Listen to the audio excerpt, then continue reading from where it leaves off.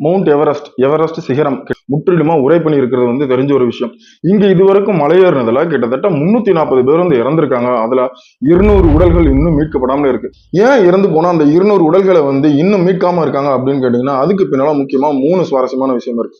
அதுல நம்பர் 1 என்ன அப்படின்னு கேட்டீங்கன்னா, அந்த இறந்த உடல்களை மீட்கணும் அப்படின்னா அதுக்கு தகுந்த மாதிரியான ஸ்பெஷலான மீட்பு குழு இருக்கணும்.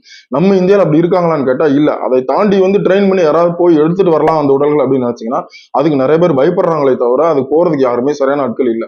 இரண்டாவது முக்கிய காரணம் என்ன அப்படின்னு கேட்டீங்கன்னா, அப்படி இறந்து போனவங்களுடைய உடலை மீட்டு கொண்டு வர்றதுக்கு ஆட்கள் ரெடியா இருந்தாலுமே அதுக்கு உண்டான பொருள் செலவு அமௌண்ட் ரொம்ப ஜாஸ்தியா இருக்கும் அப்படிங்கிறாங்க.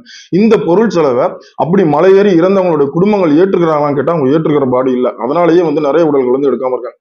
மூன்றாவதா சொல்லப்படுற காரணம் ரொம்பவே வித்தியாசமா இருக்கு. அது என்ன அப்படின்னு கேட்டீங்கன்னா, அந்த மவுண்ட் எவரெஸ்ட்ல ஏற போற சில பேர் மவுண்ட் எவரெஸ்ட் ஏறதுக்கு முன்னால தன்னுடைய சொந்தங்களா இருக்கட்டும் இல்ல நண்பர்களா இருக்கட்டும் அவங்க கிட்ட ஒரு கோரிக்கை வைக்கிறாங்களாம். அது என்ன அப்படின்னு கேட்டீங்கன்னா, ஒருவேளை மவுண்ட் எவரெஸ்ட்ல ஏறிட்டு நான் திரும்ப வரல, நான் அங்கேயே இறந்துட்டேன் அப்படின்னா என்னுடைய மரணம் மவுண்ட் எவரெஸ்ட்ல இருந்து எனக்கு பெருமையான விஷயம் தான். அதனால தயவு செஞ்சு என்னுடைய உடலை மவுண்ட் எவரெஸ்ட்ல இருந்து எடுத்துட்டு இங்க அடக்கம் செய்யாதீங்க, என்னோட உடல் அங்கேயே இருக்கட்டும் அப்படிங்கிற மாதிரி ஒரு கோரிக்கை வைக்கிறதா சொல்லப்படுது.